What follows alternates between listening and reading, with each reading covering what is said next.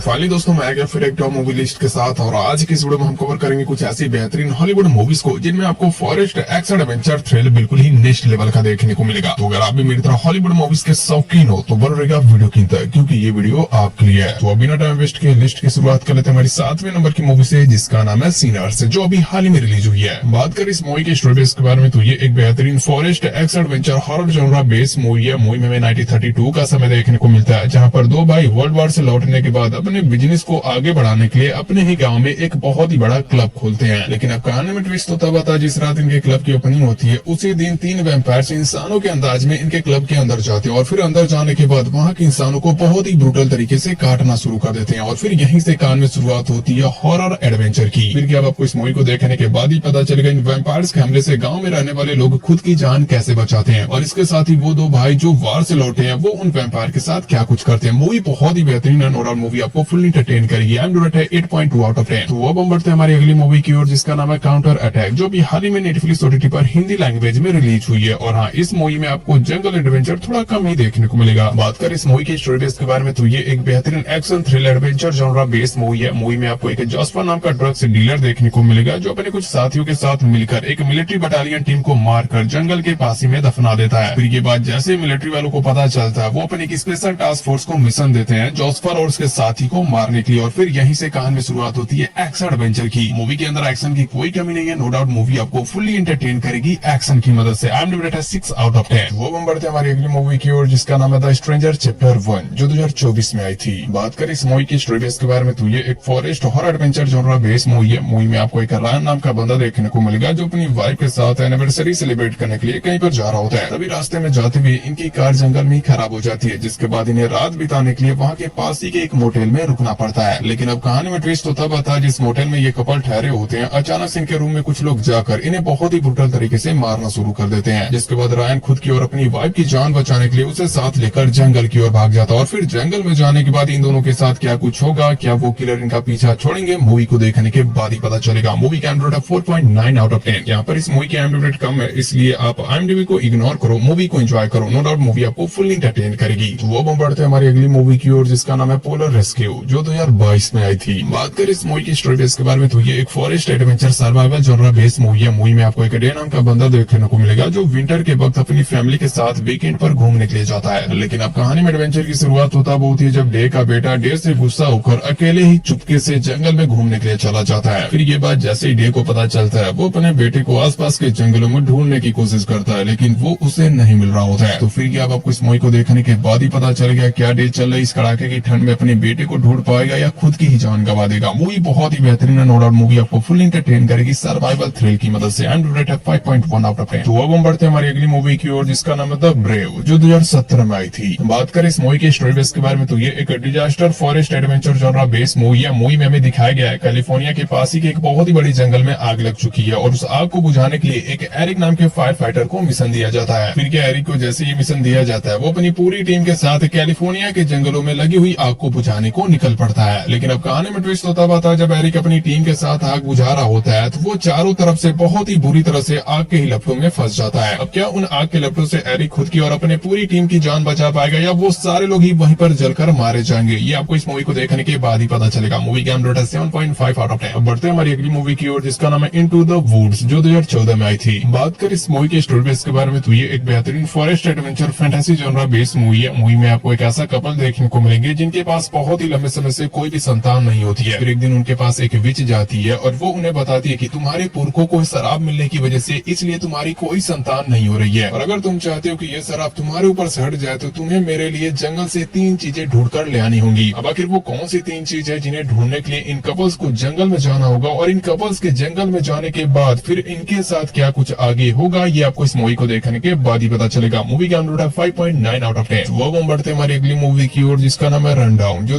2003 में आई थी। Movie old है तो हल्के में लेने की सोचना भी मत, क्योंकि ये एक बेहतरीन फॉरेस्ट एक्शन एडवेंचर जॉनरास की मूवी है। स्टोरी की बात करें तो आपको इस मूवी में एक वी नाम का कॉन्ट्रैक्ट हंटर देखने को मिलेगा, जिसे एक वॉकर नाम का बंदा अपने बेटे को ब्राजील के जंगलों में ढूंढने का कॉन्ट्रैक्ट देता है। पहले तो बीक इस कॉन्ट्रैक्ट को लेने से इनकार कर देता है, लेकिन फिर वॉकर बीक को और पैसों का लालच देता है और उससे ये बोलता है अगर वो इसके कॉन्ट्रैक्ट को पूरा कर दे तो फिर वो उन पैसों की मदद से ये सारे काम छोड़कर खुद का रेस्टोरेंट खोल सकता है। फिर क्या बीक को इतने सारे पैसों का ऑफर मिलने के बाद वो इस कॉन्ट्रैक्ट को लेने को तैयार हो जाता है और फिर वो ब्राजील के जंगलों में वॉकर के बेटे को ढूंढने को निकल पड़ता है। लेकिन ये इतना भी आसान नहीं होता है, क्योंकि वॉकर का बेटा जिस एरिया में रह रहा होता है वहाँ पर एक हजर नाम के डॉन का कब्जा होता है, जो एक बहुत ही डेंजरस बंदा होता है। फिर क्या अब आपको इस मूवी को देखने के बाद ही पता चलेगा क्या बीक वॉकर के बेटे को सुरक्षित ब्राजील के जंगलों से निकाल पाएगा या फिर वो खाली हाथ लौटेगा। मूवी बहुत ही बेहतरीन, नो डाउट मूवी आपको पसंद आएगी। 6.7 आउट ऑफ 10।